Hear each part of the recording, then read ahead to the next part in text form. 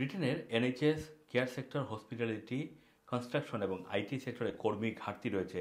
Foreign worker আনার ব্যাপারে বিধিনিষেধ আরোপ করায় এসব সেক্টরের যে বস যারা রয়েছেন তারা কর্মী ঘাটতি নিয়ে আশঙ্কা প্রকাশ করেছেন।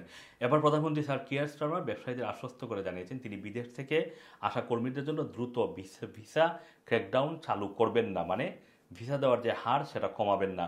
প্রধানমন্ত্রী জোর দিয়ে জানান সরকারের মাইগ্রেশন পলিসিতে পরিবর্তনের কারণে তিনি সংস্থাগুলোকে পতনের দিকে নিয়ে যেতে চান না। কিয়ার স্টারমার এটাও স্পষ্ট করেছেন যে তিনি আশা করেন তার সরকার এবং টাউন হল যৌথভাবে একটি স্কিল পলিসি তৈরি করার জন্য কাজ করবে। এর মাধ্যমে যুক্তরাজ্যে থাকা মানুষেরা কনস্ট্রাকশন, এনএইচএস, কেয়ার, আইটি এবং অন্যান্য সেক্টরের ক্রমবর্ধমান চাকরির শূন্য পদ পূরণ করতে পারে। প্রধানমন্ত্রী ব্রিটেনের বিভিন্ন পদের জন্য ভিসা আবেদনের মাত্রা নিয়ে উদ্বেগ প্রকাশ করে জানান এসব সেক্টরে এখন শিক্ষানবিশের সংখ্যা কমেছে। স্টারমার আরও বলেন, আমাদের দেশের স্কিল ব্লুপ্রিন্টের মৌলিক কিছু ভুল রয়েছে, আমরা এই বিষয়গুলো নিয়ে কাজ করছি। বিভিন্ন সেক্টরের কর্মী সংকট থাকায় আমরা আপাতত ফরেন ওয়ার্কার আনার ব্যাপারে কঠোর বিধিনিষেধ আরোপ করব না, তবে বছরের পর বছর এই প্রক্রিয়াও কিন্তু চলবে না। আমরা নিজস্ব কর্মী বাহিনী গঠনের দিকে নজর দিব যাতে ব্রিটিশ মানুষরা এই দেশেই কাজ পায়। আগামী বছরেই আমরা আমাদের নিজস্ব স্কিল কর্মী বাহিনী দেখতে চাই।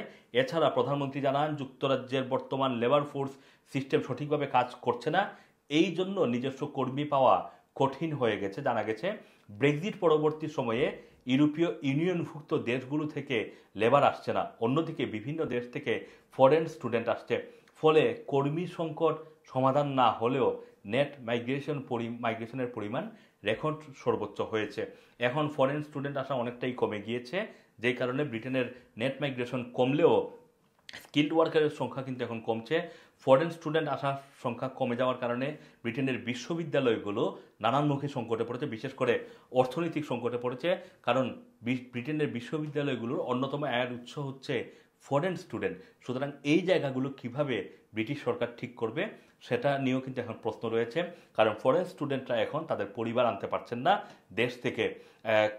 পরিবার আনতে না পারার কারণে ব্রিটেন যে একটা পপুলার ডেস্টিনেশন ছিল স্টুডেন্টদের জন্য, তারা এখন কিন্তু সেটাকে পাশ কাটিয়ে ইউরোপের বিভিন্ন দেশ তারা এখন এক্সপ্লোর করছেন, সেসব দেশে এখন পড়াশোনার জন্য যাচ্ছেন। সুতরাং ব্রিটেনের শিক্ষা খাত একটি বড় ধরনের হুমকির মুখেও রয়েছে ব্রিটিশ সরকারের বিভিন্ন পলিসির কারণে। এই পলিসিগুলোকেও রিভিউ করার আবেদন জানানো হয়েছে।